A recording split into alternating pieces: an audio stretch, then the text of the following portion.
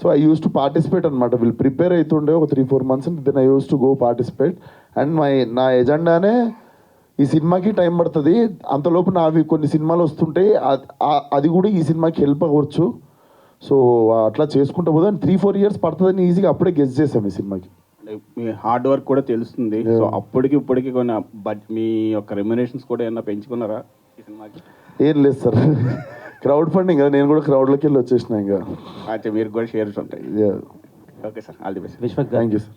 This is Dev from I dream. నమస్తే bro. So question, నాన్ కార్డువల్ అని ఒక సినిమా వచ్చింది 2009లో బాలాగారు డైరెక్షన్లో, తమిళ్. నాకు కొన్ని అలా అనిపించినాయి, కానీ తొంబాడ్ అని ఇంకో సినిమా వచ్చింది సార్. సో ఆ సినిమాకు కూడా చాలా టైం పట్టింది మీరు చేసే ఎక్స్పెరిమెంట్స్ వల్ల. సో ఆ సినిమా, అలాంటి సినిమా మళ్ళీ రాదనుకున్నాను నేను. సో మేము ఎక్స్పెక్టేషన్స్ ఆ రేంజ్లో పెట్టుకోవచ్చా? డెఫినెట్లీ నేను నా సినిమాని ఏ సినిమాతో కంపేర్ చేయను. Definitely this will be one of it's kind.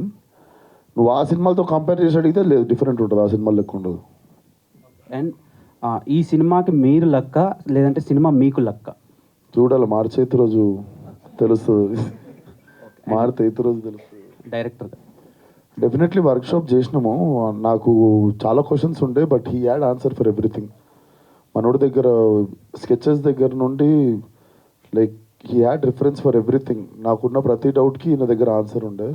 So yeah, మేము చాలా వర్క్షాప్ చేసినాం. మీకు కాస్ట్యూమ్ దగ్గర కర్ర ఎలా పట్టుకోవాలన్నది కూడా we had to figure it out. తను ఎలా కూర్చోవాలి, తను ఎలా నడవాలి, నార్మల్ క్యారెక్టర్కి దానికి ఆ డిఫరెన్స్ అయితే ఉంది. అండ్ తను చాలా ఇంట్యూటివ్గా వచ్చేసేది బేసికలీ. సో అసలు కర్ర పట్టుకోవడంలో కూడా తను పెద్ద 2-3 times, థర్డ్ టైంలో he holds it in such a way that is a character.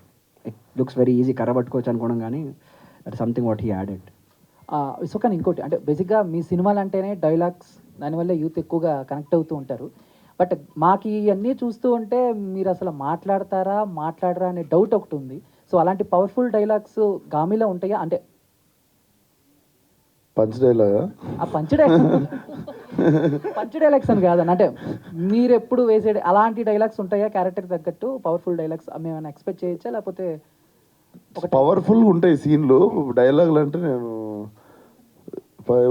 చెప్పు కదా, ఒక 1 line ఒకటి చెప్పేదన్నా. ఓకే, ఇది ఇంట్రెస్టింగ్ ఉంటుంది. ఈ సినిమా మొత్తం విశ్వక్ డైలాగులు డబ్బింగ్ ఒక 8 hours అయిపోయింది విశ్వక్ది. ఓకే, ఇంకా ఈ మధ్య సైలెంట్ ఉంటే ఎక్కువ డబ్బులు వస్తున్నాయి. సలార్ ఇన్స్పిరేషన్ అప్పుడు, Salaar inspiration 4 years back inspire అయినాం మేము. అంటే ఒక 1 minute అయినా ఎక్స్పెక్ట్ చేయొచ్చా అని? అంటే 8 hours అంటే బట్ అంటే మన కలెక్షన్ చూసిన తర్వాత ఇంకొంచెం తగ్గేమన్నా అది.